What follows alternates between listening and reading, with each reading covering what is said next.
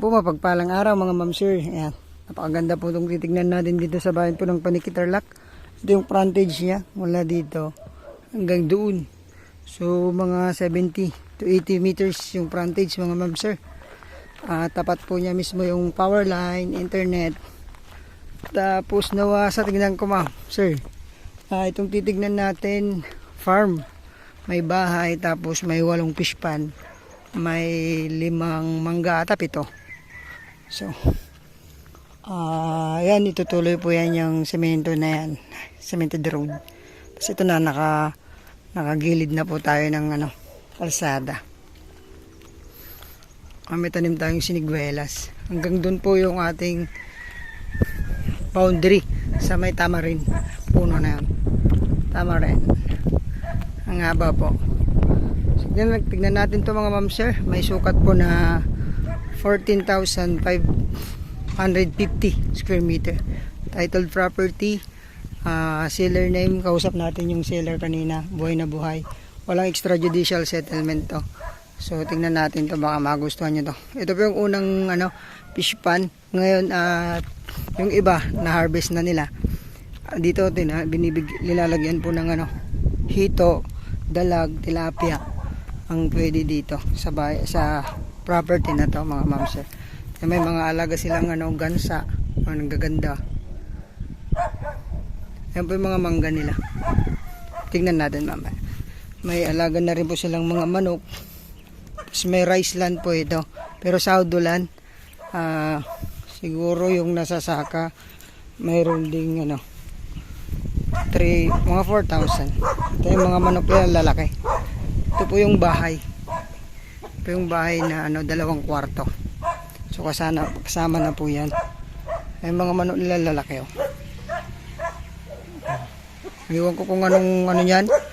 Ano pong lahi. So malalim tong unang natin. Unang fish pan natin, ang lalim. Ayan po. Malalim siya. Pero nakuha na po yung laman. Yung iba po, marami pang laman. Ito, 2 kwarto po itong bahay. Mamaya pasukin natin. Pakita mo muna natin itong yan po yung mga mangga nila, native yan. 1, 2, 3, 4 5. Tapos ito,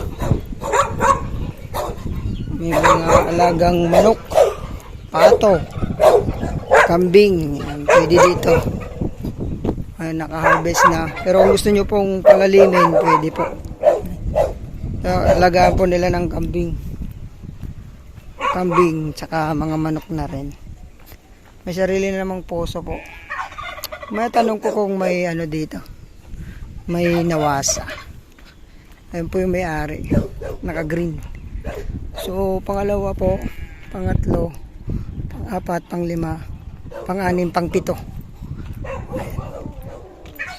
Pasilip po yung rice land. Tapos pwede pa silang mag-alaga ng baboy dito.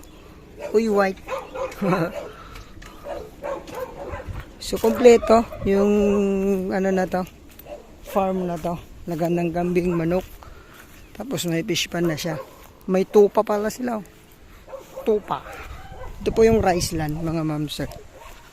Saudo land sila. Pero minsan nagsisikin na crop din. Kumukuha sa fish pan, pero karamihan dun po sa may poso. Dahil galing po tayo doon yung boundary. Ganyan. May bakod. Tapos lumaki ng ganon sa may fish pan. Ship natin po ito sa aerial view. Mga mamsi. Nakuhanan na po natin ng drone. Ayan. Uminit na naman. Kalimutan na naman yung jacket. Ito po. Ito dalag daw po ang laman nito. Kung mabili nyo, hatiin natin. Tayo pong mag-harvest. Ayan po. Pwede siyang laliman pa. Pwede namang ganyan na po para madali lang mag-harvest. And hanggang doon na po yung property. Maluluwang din po. Yung iba kasi daw po 5,000. Ito yung maluluwang 10,000 na mga fingerlings. Ayun po, kaya 10,000 sa dulo. Ito 5,000. Ito 10, 5, 5 tapos 15 pwede. So madami pong may kakarga yung fish pan na to. Hanggang doon po sa chef natin.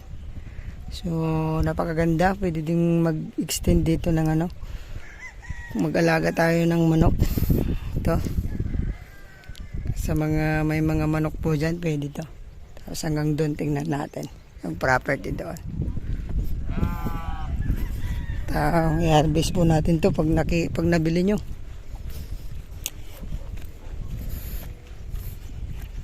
Ang ganda rin po.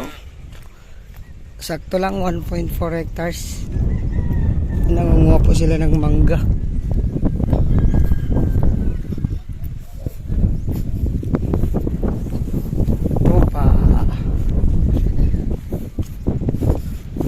So from provincial road to ano lang, siguro 1 kilometro. From bayan, ilang minutes bayan kuya? Bayan ng Paniki. Opo, 7 kilometers.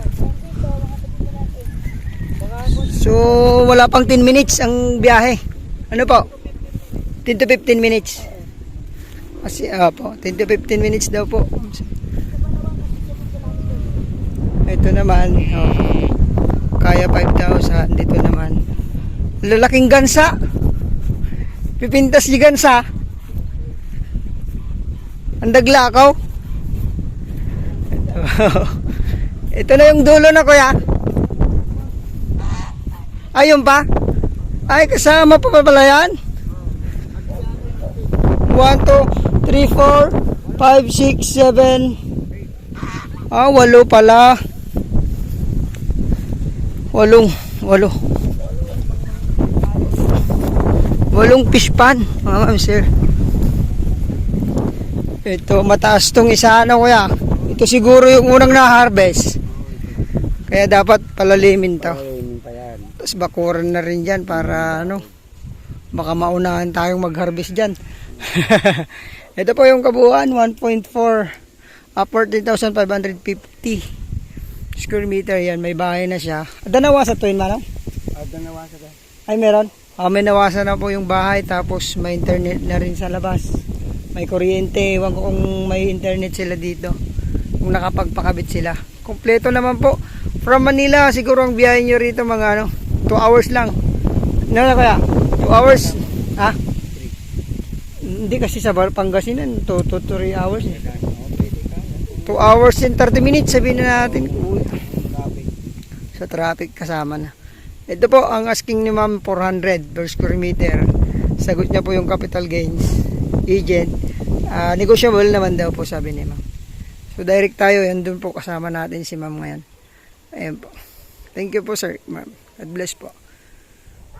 4 pang 5 yung ano no? Pang 5 yun ah. Yung apple. Yan, pang-anim yan. Kinukuhanan ng ano, bunga. Ito may bunga na rin. Ha? Ay oo. 7 mangga po. Tapos may bunga na.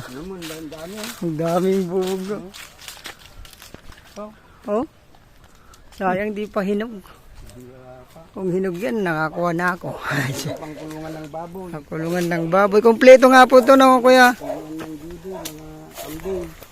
Hindi kaya magbenta ng ano, gansaw? Yan ang hindi ko alam. Ito puros dalag na namin rito. Dalag no. Lalaki ah. Very accessible po itong property. Puro sementado po ang papunta dito.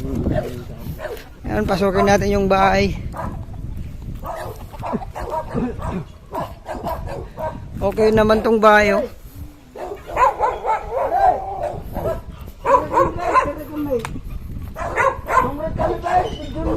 Tano, kompleto tayo.